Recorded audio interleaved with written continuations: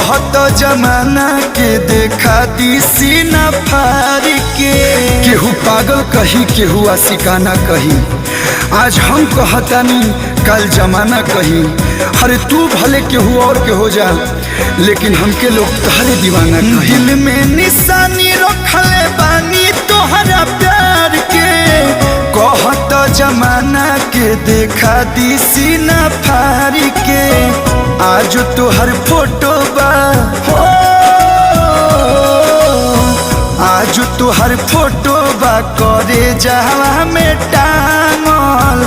आज तोहर फोटो बा करे जहवा में टांगल। यही से दीवाना तोहर भइल बा